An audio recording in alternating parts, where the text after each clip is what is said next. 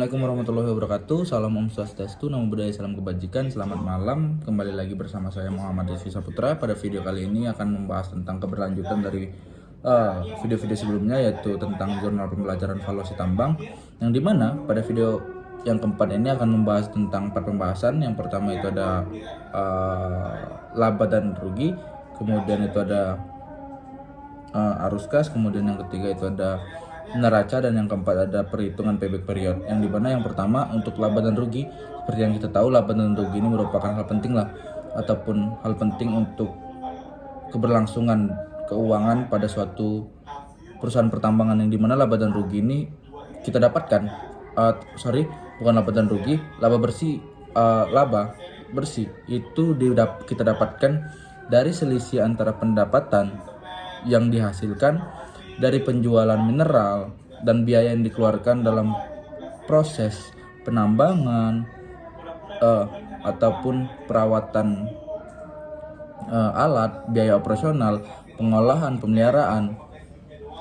Itulah yang kemudian dari selisih kedua hal tersebut kita dapatkan laba bersih. Di sisi lain, rugi juga terjadi ketika biaya perawatan, biaya akomodasi, biaya operasional ataupun biaya pengolahan itu lebih besar dari pendapatan penjualan. Disitulah kita mengalami kerugian.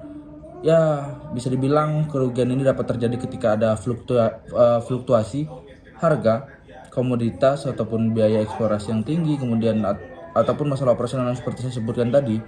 Ya, untuk mengevaluasi kinerja keuangan, analisis laporan laba dan rugi inilah yang penting untuk dilakukan, karena untuk mengetahui laba bersih kita berapa, kemudian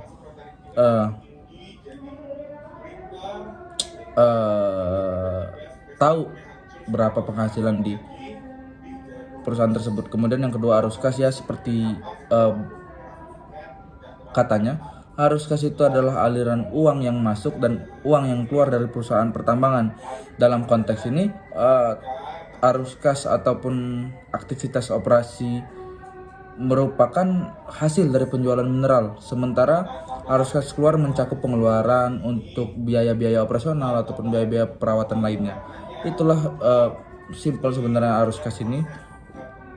Yang penting membahas tentang biaya yang masuk itu melalui pendapatan penjualan, kemudian yang arus kas yang keluar itu untuk biaya operasional ataupun biaya perawatan hal lainnya. Kemudian yang ketiga itu neraca.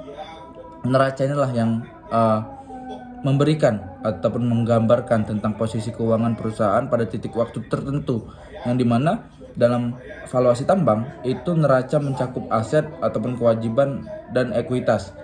Ya, neraca inilah yang menggambarkan pada bulan ini keadaan keuangan kita berapa pada bulan ini ataupun pada waktu ini. Seperti itulah fungsional dari neraca tersendiri. Kemudian yang keempat itu perhitungan payback period, yang dimana payback period adalah waktu yang diperlukan untuk mengembalikan investasi awal ataupun modal awal kita. Jadi perhitungan payback period ini berarti perhitungan berapa lama sih kita butuh waktu untuk mengembalikan modal awal kita tadi untuk meraup keuntungan gitu. Jadi misalnya modal awal itu 10 juta, jadi keberlangsungan usaha ini harus butuh waktu berapa lama untuk mengembalikan 10 juta dan akhirnya mendapat keuntungan untuk perusahaan. Sekian itulah yang dapat saya sampaikan dari 4 poin hal tersebut. Terima kasih.